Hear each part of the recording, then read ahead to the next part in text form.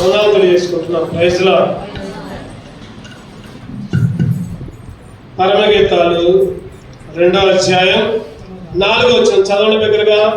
పరమగీతాలు 2వ అధ్యాయం 4వ వచనం. అతడు నన్ను విందుశాలకు తోడుకొని పోయెను, నా మీద ప్రేమను ధ్వజముగా ఎత్తును. అతడు నన్ను విందుశాలకు తోడుకొని పోయెను, నా మీద ప్రేమను ధ్వజముగా. ఈరోజు దేవుడు మనల్ని ఎక్కడికి తోడుకొని పోయాడంటే చెప్పండి, ఎక్కడికి? విందుశాలకి. ఈ లోకపు విందుశాల కాదు, అంటే శారీరక ఆహారాన్ని ఇచ్చే విందుశాల కాదు, ఆత్మీయ ఆహారాన్ని ఇచ్చే విందుశాల. ఆత్మీయ ఆహారం అంటే వాక్యం అనే ఆహారాన్ని, అంతే మాత్రమే కాకుండా ఆయన శరీరము, ఆయన రక్తము అనే ఆహారాన్ని కూడా దేవుడు మనకి అందిస్తున్నాడు. ఒకటోదేమో వాక్యం అనే ఆహారం, రెండవదిగా ఇంకా ఏంటిదంటే ఆ విందు. ఆయనే విందుగా వచ్చాడు, ఆయన శరీరమే, ఆయన రక్తమే. ఈరోజు ఇటువంటి అనుభవంలో మనం ఈరోజు దేవుణ్ణి ఆరాధించాలి. విందుశాల అనే అనుభవంలో దేవుణ్ణి ఆరాధించాలి. యెషయా గ్రంథం 25 చదవండి అన్నమాట. యెషయా గ్రంథం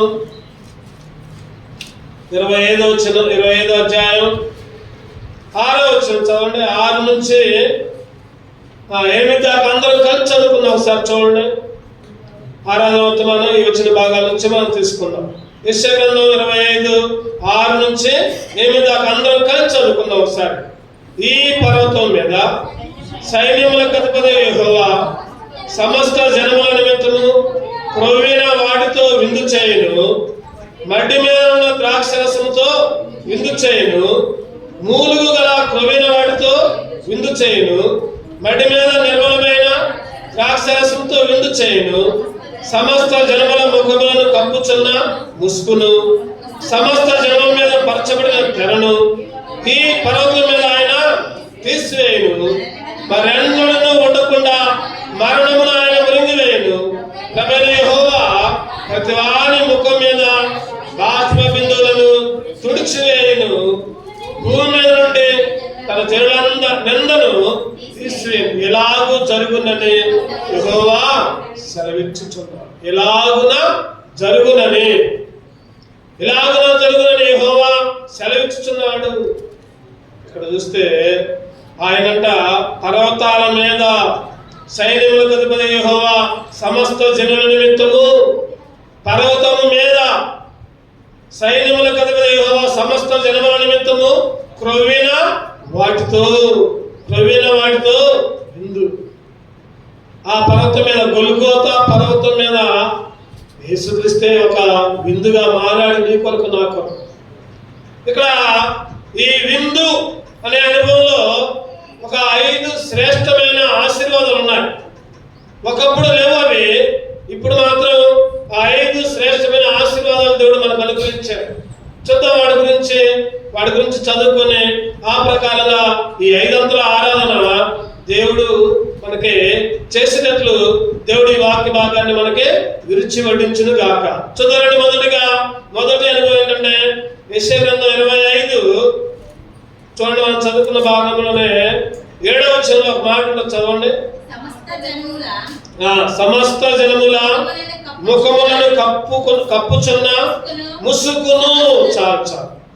సమస్త జనముల ముఖములను కప్పుచున్న ముసుగు. ఒకప్పుడు మనందరం కూడా ముసుగు వేసుకున్నాం. ఒకప్పుడు నువ్వు నేను కూడా రక్షణ లేక మునుపు, మందిరానుభవం లేక మునుపు లోక ముసుగు వేసుకున్నాం. అబద్ధాలని, మాయని, మోసమని, దుర్మార్గతని, చెడుతనమని, వ్యభిచారమని, పైకేమో మంచిగానే ఉంటున్నాం, లోపల ఎన్ని ఉండే ముసుగేసుకొని కప్పుకొని బయటికి రానియకుండా ఇష్టం వచ్చిన జీవితంతో జీవిస్తుంటున్నాం. ఈరోజు నువ్వు నేను కూడా మన దోషాలన్నీ ఎట్లా ఉన్నాయంటే యెషయా గ్రంథం 59 చదవండి. యెషయా గ్రంథం 59 1వ వచనం 2వ వచనం చదవండి. రక్షింప నేరక ఎండినట్లు నీ కృపాస్తము రక్షింపక నేరక ఎండినట్లు యెహోవా హస్తము కూర్చు కాలేదు, విననేరక ఎండినట్లు ఆయన చెవులు మందము కాలేదు.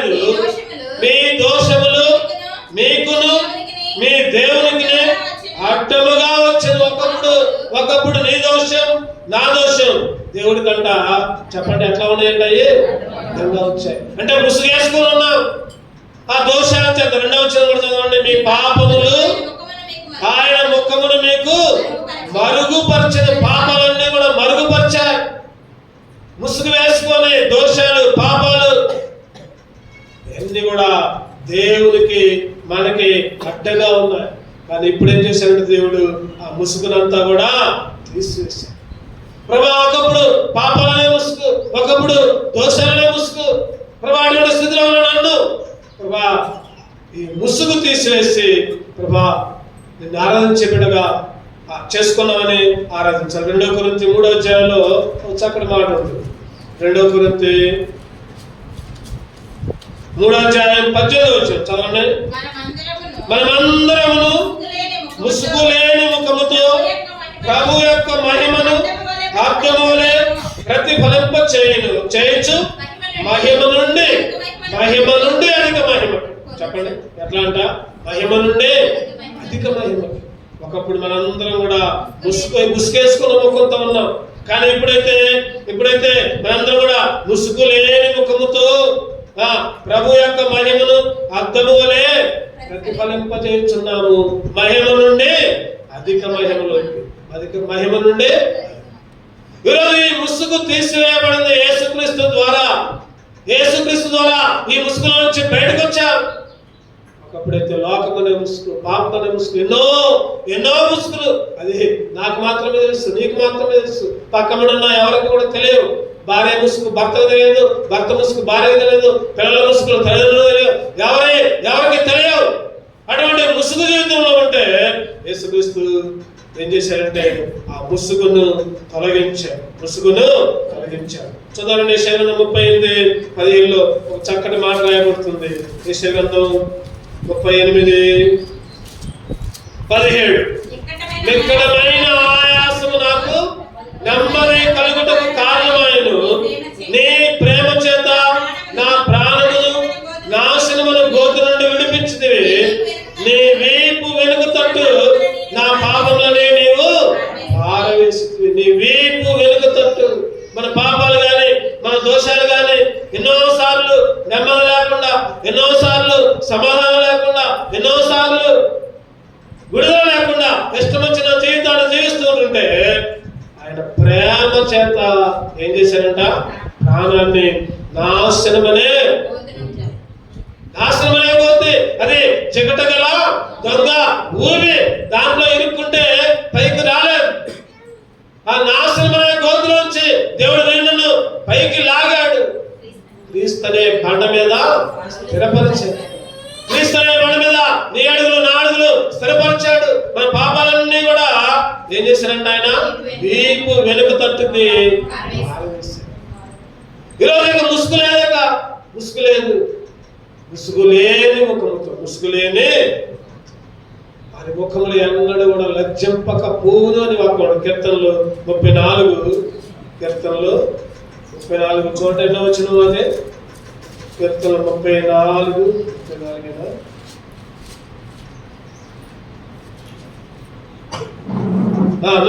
5 వచ్చిందామండి. వారు ఆయన తట్టు చూడగా వారికి వెలుగు కలిగిన వారి ముఖములు ఎన్నడూ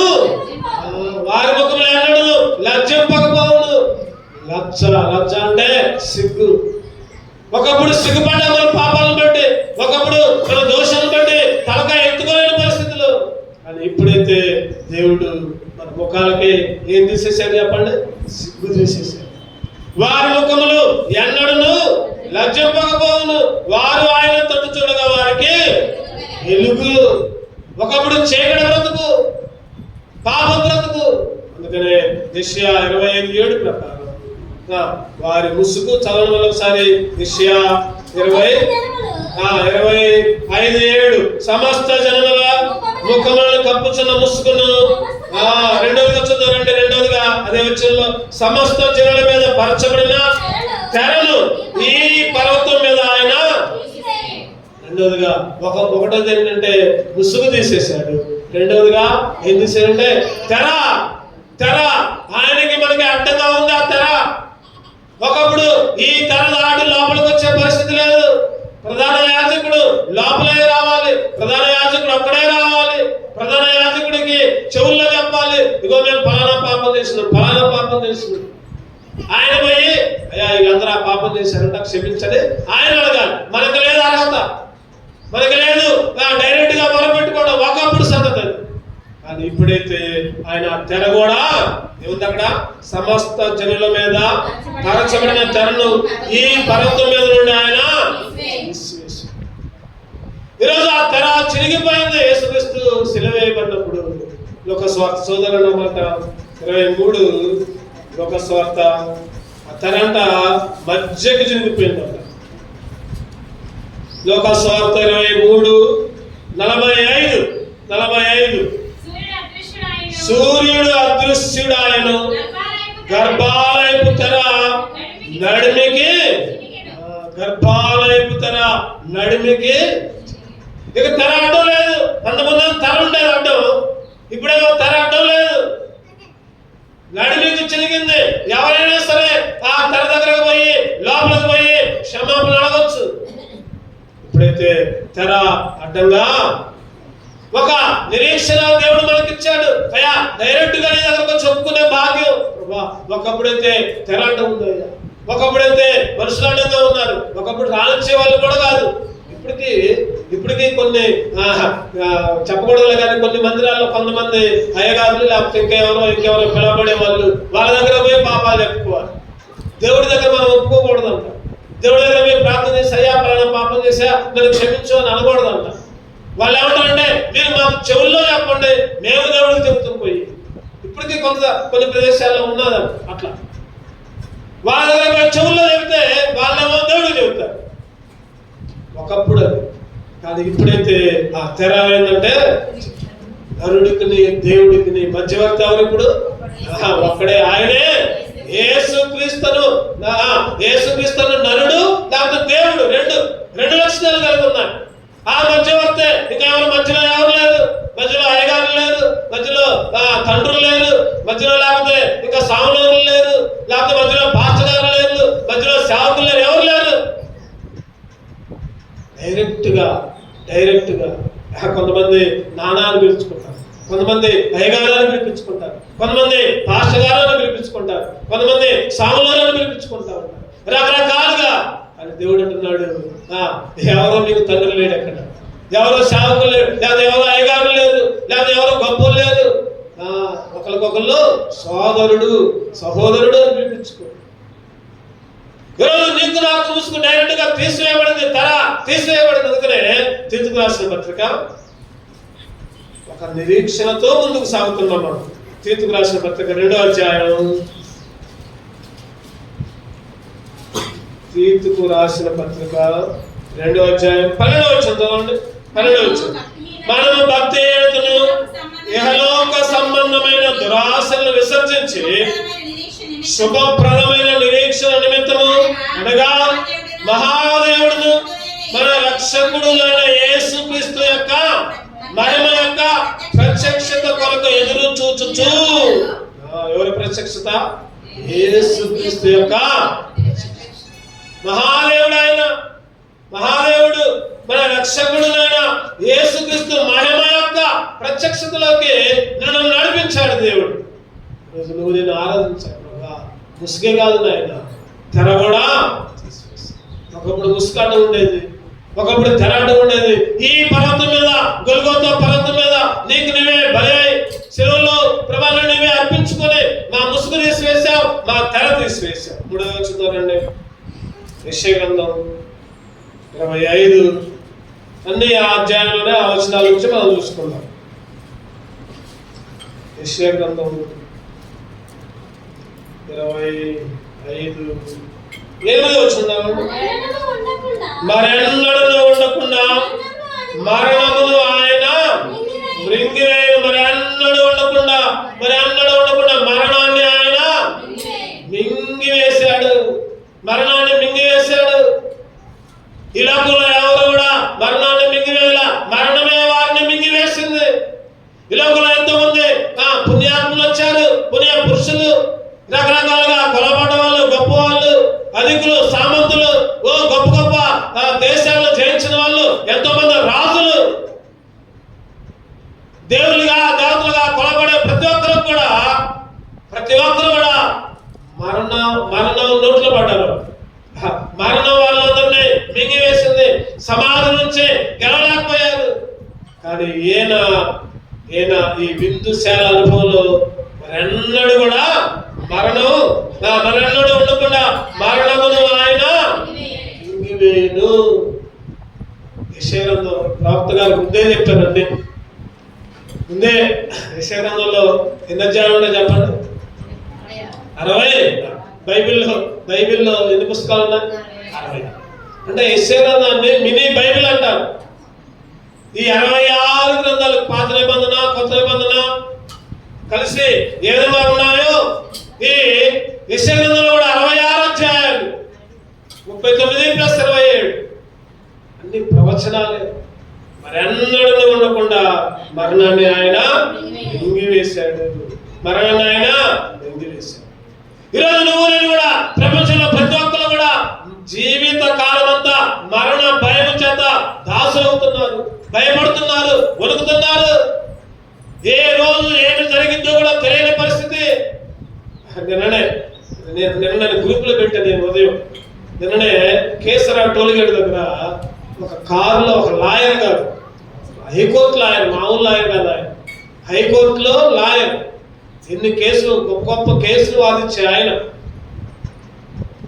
అంటే లాయర్ల ఎలక్షన్ల కోసం మంగళగిరి పోయాడు కారు వేసుకుని. అక్కడే BMW కారు, మామూలు కారు కాదు, BMW కారు.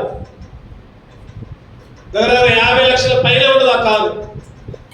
ఆ కారు వేసుకొని ఎలక్షన్ లో పాల్గొన్నాడు. మళ్ళీ వస్తున్నాడు కేసర్ దగ్గరికి, హైదరాబాద్ పోతున్నాడు. కారు ఎట్లా పోతుంది, పక్కనేమో సిమెంట్ లారీ పెద్ద లోడ్ పక్కన పోతుంది. ఆ లోడ్ లారీ ఏమైందంటే అటు పక్క డివైడర్ ఉంటే అది ఎక్కి కారు పక్కనే పోతుంది. ఆ డివైడర్ కారు మీద పడుతుంది. కారే పచ్చగా అయిపోయింది. ఆ లాయర్ గారు అక్కడే ఆ కారుని బయటికి తీయడానికి 5 గంటలు పట్టింది. శవాన్ని బయట తీయాలంటే దగ్గర 5 క్రేన్లు, లేకపోతే చుట్టుపక్కల DSP దగ్గర నుంచి పోలీస్ యంత్రాంగం అంతా వచ్చి 5 గంటల సేపు. నేను గ్రూప్ లో కూడా పెట్టా, ఆ కారు ఏ విధంగా పోతుంది, ఏ విధంగా పడదు, ఏ విధంగా చనిపోయిండు మొత్తం. ఈరోజు ఏ భయం ఇది చెప్పండి? మరణ భయం. ఈరోజు నువ్వు నేను కూడా సజీవంగా ఉన్నామంటే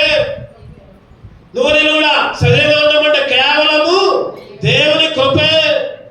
ఈ స్థితిలో ఉన్నానంటే, ఇంకా బ్రతికున్నానంటే, ఈ స్థితిలో ఉన్నానంటే, ఇంకా బ్రతికున్నానంటే, నీ కృపా, నీ కృపా, నీ కృపా, నీ కృపా. ఆయన కృప, ఆయన కనికరం ఈరోజు నిన్ను కూడా బ్రతికిస్తుంది, సజీవులుగా ఉంచుతుంది. ఆయన తప్పేమనుందా చెప్పండి? కారులో మామూలుగా బాగుంది, టోల్గేట్ వచ్చింది, టోల్గేట్లో ఫీజు కట్టాలి, స్లోగా వచ్చాడు. ఈ లారీ కూడా ఇంకో పక్క పోతుంది. ఆ లారీ అటు పక్క డివైడర్ ఎక్కింది, అట్లా డొల్లింది, కారు మీద పడ్డది. అక్కడే ఎన్ని కేసులు ఎన్ని కేసులు వాదించాలి. హైకోర్టులో ఎంతమంది ఆయన డబ్బులు ఇచ్చారు, ఎంతమంది ఎన్ని కేసులు, పెద్ద కేసులు అంటే ఆయన వాదించేది మామూలు కదా. కోట్లలోనే ఫీజులు ఉంటాయంట ఆయన. ఏమైంది? దిక్కులేని చావు. ఈరోజు ఇంట్లో నుంచి బయటకు పోతే వచ్చే పరిస్థితి లేదు. అందుకనే హెబ్రీ గ్రంథకర్త రాసుకుంటూ అంటాడు ఒక వచనంలో, 2వ అధ్యాయం,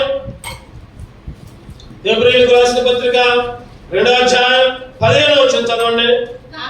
కాబట్టి ఆ పిల్లలు రక్త మాంసములు గలవారైన ఆ ప్రకారమే మరణము యొక్క బలము గలవారని, అనగా అపవాదిని మరణము ద్వారా నశింప చేయుటకును, జీవిత కాలమంతయు మరణ భయము చేత దాస్యమునకు లోబడిన వారిని విడిపించుటకును ఆయన కూడా రక్త మాంసములలో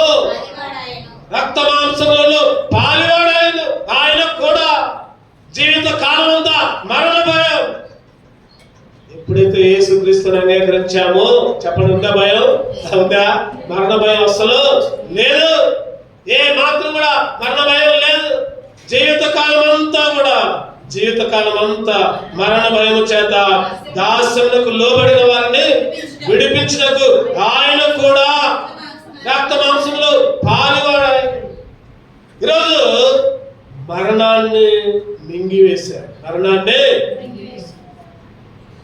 ఈరోజు ఆయన విందు అనే అనుభవంలో ఈ పర్వతం మీద గొప్ప విందంట క్రొవ్విన వాడిని మనం చదువుకున్న భాగంలో చూస్తే 6, 7, 8 యెషయా 25 వచ్చారు. క్రొవ్విన వాటిని విందు చేశాడు. విందు అనే అనుభవంలో మొదటిగా చెప్పండి ఏం చేశాడు? ముసుగును. రెండవదిగా తెరని తొలగించాడు. మూడవదిగా మరణాన్ని. అందుకని ఆయన ఓ మరణమాని ముల్లు ఎక్కాడా, ఓ సమాధిని విజయమెక్కాడా, ఓ మరణమాని ముల్లు ఎక్కాడా, ఓ సమాధిని. ఈరోజు మరణాన్ని మింగివేశాడు, సమాధి మీద గెలిచాడు. 1 కొరింథీ 15:55 చదవండి ఒకసారి. 1 కొరింథీ 15:55. ఓ మరణమా నీ విజయం ఎక్కడ? ఓ మరణమా నీ ముళ్ళు ఎక్కడ? మరణపు ముళ్ళు పాపము. ఆ ముళ్ళు విరచి జయాన్నిచ్చాడు, విజయాన్నిచ్చాడు. అందుకనే 54వ వచనంలో కూడా ఉంది, ఈ క్షయమైనది అక్షయతను ధరించుకున్నప్పుడు, ఈ మత్స్యమైన అమర్చతను ధరించుకున్నప్పుడు విజయమందు మరణము మృంగివేయబడదు. విజయమందు మరణం ఏమైందంట? ఈరోజు చాలా మంది మరణములో విజయం మృంగివేయబడుతుంది చాలా మందికి. కానీ యేసుక్రీస్తు విజయంలో మరణము మృంగివేయబడదు.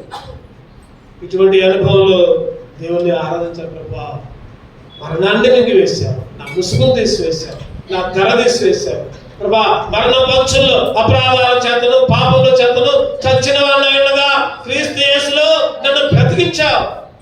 ప్రభా, నువ్వు గెలవడం మాత్రమే కాదు, నన్ను కూడా మరణం మీద నుంచి గెలిపించావు, ఆరాధించావు. చదువు 4వ 25:8 యెషయా గ్రంథం. మరెన్నడూ ఉండకుండా మరణమును ఆయన మృంగివేయును. ప్రభు అయిన యెహోవా ప్రతివాని ముఖము మీద ఏంటంటే బాష్ప బిందువును తుడిచివేశాడు. బాష్ప బిందు ప్రతివాని ముఖం మీద. ఈరోజు నీ ముఖం మీద, నా ముఖం మీద ఏమున్నాయంటే చెప్పండి? కన్నీరే, దుఃఖమే. రకరకాల పరిస్థితుల్లో ఎన్నో కన్నీరు. పైకి నవ్వుకుంటా కనపడ్డా లోపల ఎన్నో బాధలు, ఎన్నో ఇరుకులు, ఎన్నో శోధనలు, ఎన్నో కష్టాలు. ఆయన దగ్గరకు వచ్చే ప్రతి వారి ముఖం మీద ఏం చేస్తున్నాడంట? బాష్ప బిందువును తుడిచివేయడు. బాష్ప బిందువు, కన్నీటి బిందువులు. ఈరోజు ఆయన ఏం చేస్తున్నాడంటే తుడిచివేస్తున్నాడు. ఇక దుఃఖం అనేది ఉండదు, కన్నీరు అనేది ఉండదు. 51:11 యెషయా గ్రంథం 51. యెహోవా విమోచించిన వారు సంగీత నాదముతో సీయోనుకు తిరిగి వచ్చెను. నిత్య సంతోషము వారి తలల మీద ఉండును. వారు సంతోషానందము గలవారగుదురు. దుఃఖమును నిట్టూర్పును. దుఃఖం అంట, ఇంకా నిట్టూర్పు అంట. ఎక్కడికి వస్తే సీయోనులోకి వస్తే, సీయోనులో ఆశ్రయిస్తే, సీయోను వాసి అయిన దేవుణ్ణి నమ్ముకుంటే నీ దుఃఖమును, ఆయన దుఃఖమంట నిట్టూర్పును తొలగి సీయోనును ఆశ్రయించగానే దుఃఖము నిట్టూర్పులు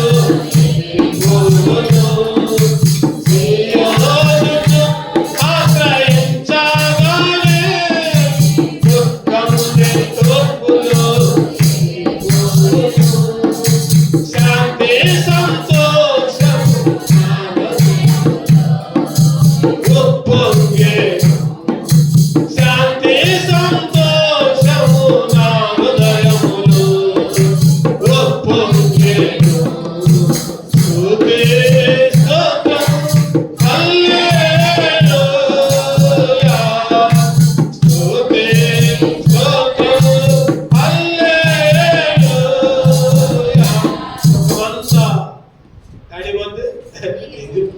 వారి తలల మీద నిత్య ఆనందం, నిత్య సంతోషం. ప్రకటనలో 7వ అధ్యాయం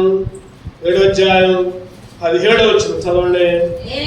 ఏలైనగా సింహాసనం మధ్యమందుండు గొర్రె పిల్ల వారికి కాపరి జీవ జనముల బొగ్గుల ఎందుకు వారిని నడిపించును. దేవుడే వారి కన్నుల నుండి ప్రతి బాష్ప బిందువును తుడిచి, దేవుడే యెహోవా వారి కన్నుల నుండి ప్రతి బాష్ప బిందువు. పరలోకంలో పోయిన తర్వాత అంట అందరూ దేవుని స్తుతించడమేనా, అందరూ దేవుని ఆరాధించడమేనా. ఎవరన్నా ఏడుస్తా బాధపడుతుంటే దేవుడు వాళ్ళ దగ్గరకు వచ్చి తండ్రి బిడ్డల యొక్క కన్నీటిని ఏ విధంగా తుడుస్తాడో అదే విధంగా దేవుడే వారి కన్నుల ప్రతి బాష్ప బిందువుని. సాధు సుందర్ సింగ్ గారు ఒకసారి కలగన్నారు, పరలోకానికి పోయారు. ఆ కల్లో పరలోకానికి పోయారు. పరలోకానికి పోతే దారిలోంచి పోతా ఉన్నాడంట, అంతా బంగారపు దారి అంట మొత్తం. ఆ బంగారపు దారి మీద నడుచుకుంటూ అనుకున్నాడంట, అరే భూమి మీద వీటిలో చిన్న కొద్ది బంగారం తీసి చెవులకి ముక్కులకి లేకపోతే చేతులకి రింగుల్లాగా మెల్ల వేసుకొని మురిసిపోతున్నారే. అరే ఈ పరలోకంలో బంగారం మీదనే నడుస్తున్నా నేను, సంతోషంతో ముందుకు పోతున్నాడంట.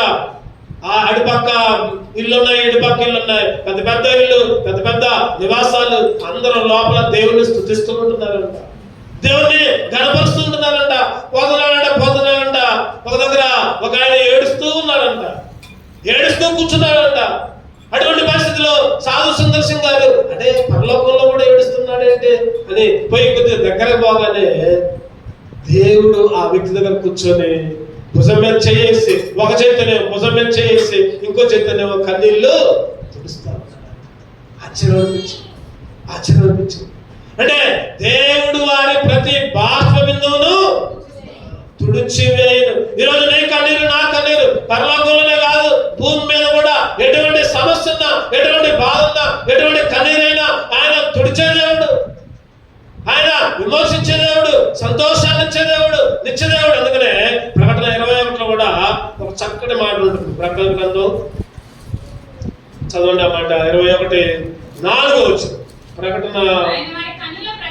ఆయన వారి కన్నుల ప్రతి బాష్ప బిందువును తుడిచివేయను, మరణమైక ఉండదు, దుఃఖమైనను, ఏడ్పైనను, వ్యాధి ఏ మాత్రం కూడా ఉండదంట. మరణం ఉండదంట, దుఃఖం ఉండదంట, వేదన ఏ మాత్రము కూడా.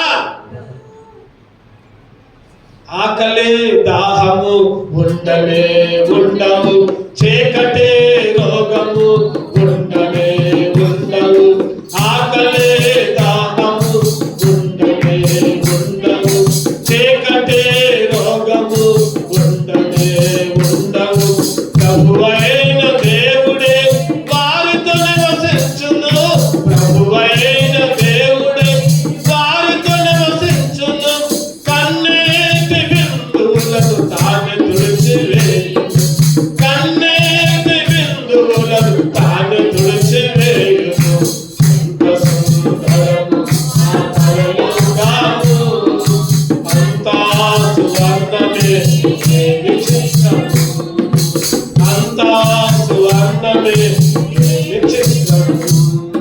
చేరాలనుకుంటే ఆ పట్టణము, చేరాలనుకుంటే ఆ పట్టణము యేసయ్యాకి ఇవ్వాలి, యేసయ్యాకి ఇవ్వాలి. చెప్పండి, ఆ పట్టణం పోవాలంటే ఏమి చెప్పండి, డబ్బులు కాదు, దాన ధర్మాలు కాదు, ఇంకేదో కాదు, ఎక్కడికో పోయి తల వెంటనే అస్సలు కాదు, మునగాకర్లా, ఏ నెలలో మునగాకర్లా, ఉన్నా పాడినా నీ హృదయాన్ని దేవుడికి. ఆకలి ఉండదంట, తప్పికూడదంట, కన్నీరు ఉండదంట, దుఃఖం ఉండదంట, మరణం అసలే ప్రతి బాష్ప బిందువును ఆయన. ఈరోజు అటువంటి అనుభవంలో ఈరోజు దేవుణ్ణి ఆరాధించాలి. ఆ బిందు దగ్గర, ఆ పర్వతం దగ్గర 4వ అనుభవం ఏంటంటే ప్రతి బాష్ప బిందువు. ఎన్నోసార్లు నా బాష్ప బిందు, నా కన్నీటిని తుడిచావయ్యా ప్రభా, నా దుఃఖాన్ని తీసివేశావు, నా తల మీద నిత్య ఆనందాన్ని. చివరిగా 5వదిగా చూసుకున్నారండి. యెషయా 25:8 చివరి భాగం పేజీ చెప్పండి. భూమి మీద నుండి తన జనుల నిందను తీసి, భూమి మీద నుండి తన జనుల నింద. ఈరోజు ఎన్నో నిందలు నీకు నాకు, ఎన్నో అవమానాలు, ఎన్నో ఇబ్బందులు. దేవుడు అంటున్నాడు కదా, నిందలన్నీ చెప్పండి తీసివేయను. ఎంతో మంది ఎన్నో మాట్లాడుకుంటూ ఉండొచ్చు. బైబిల్ పట్టుకుని ప్రార్థనకు వస్తుంటే సేవ తిరుగుతూ ఉంటుంటే భర్త అనొచ్చు, భార్య అనొచ్చు, లేకపోతే బంధువులు అనొచ్చు. వీడికి పిచ్చి పెట్టిందంట. ఏమంటారు చెప్పండి? మా బంధువుల్లో ఒక ఆయన వాళ్ళ పెళ్లి జరుగుతుంటే ఆదివారం పెట్టుకున్నాడు. ఆదివారం పెట్టుకుంటే నేనన్నా, నువ్వు ఎంత ఇచ్చినా కూడా నేను ఆదివారం రాను అని చెప్పి, పెళ్లికి కూడా రాను అని చెప్పి. మా అమ్మగారు మా నాన్నగారు కూడా అప్పుడు అనేవాళ్ళు. నేను కూడా ఈ మధ్య సందర్భం వచ్చింది, వాళ్ళ అడుగుదారులను నడవాలని నేను కూడా అంతే అన్నా. ఆయన వరుసకు మాకు మామయ్య అవుతాడు. నువ్వు ఎన్నన్నా చెప్పు, ఆదివారం మేము రాము. ఆదివారం అరే నీకు పిచ్చి పట్టిందిరా. ఏమన్నాడంటే, అరే నీకు పిచ్చి పట్టింది. ఈరోజు ఎంతో మంది ఎన్నో అనుకోవచ్చు, దేవునికి స్తోత్రం అనుకోవాలి. దారిని పోతుంటే ఎన్నో నిందలు, ఎన్నో అవమానాలు. వీళ్ళు ప్రార్థనకు పోతున్నారు కానీ రకరకాలుగా మాట్లాడాలి అనుకోవచ్చు. ఎంతో మంది ఎన్నో రకాలుగా తిట్టుకోవచ్చు, దూషించవచ్చు, ఎన్నో అవమానాలు. ఆయనంతా చెప్పండి, ప్రతి నింద, ఈ మాట చూసుకుంటే ధైర్యం వచ్చింది మనకు. భూమి మీద నుండి తన జనుల నిందనైనా, ఎన్నో నిందలయ్యా, ఎన్నో అవమానాలయ్యా, రకరకాల మాటలు. అందుకని మత్తయి 5వ అధ్యాయంలో కొండ మీద ప్రసంగంలో నా నిమిత్తం మీరు నిందపడుతారని 11వ వచనం. మత్తయి సువార్త,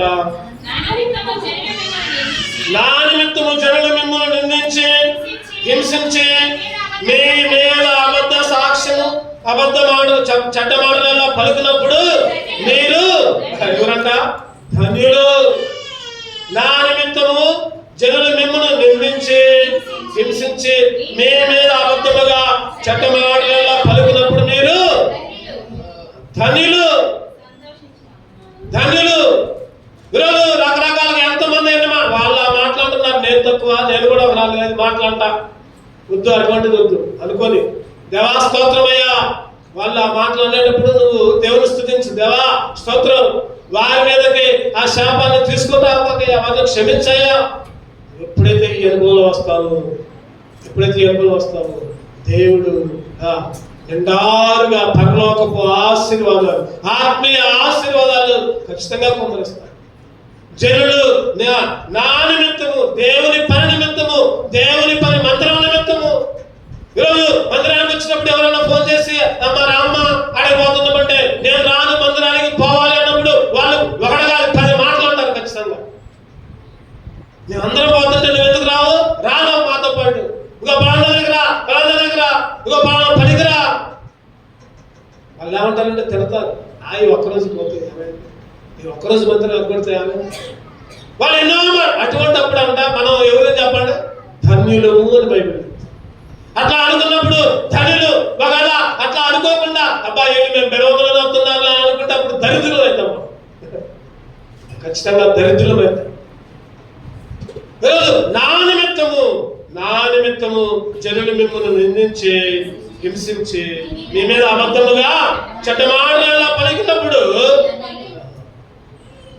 క్రీస్తు విషయంలో నింద గొప్ప భాగ్యం ఎంచుకున్నాడు. ఎవరైనా మోషే పెద్దవాడైనప్పుడు ఐగుప్తు ధనము కంటే క్రీస్తు విషయమైన నిందే భాగ్యం, గొప్ప భాగ్యం.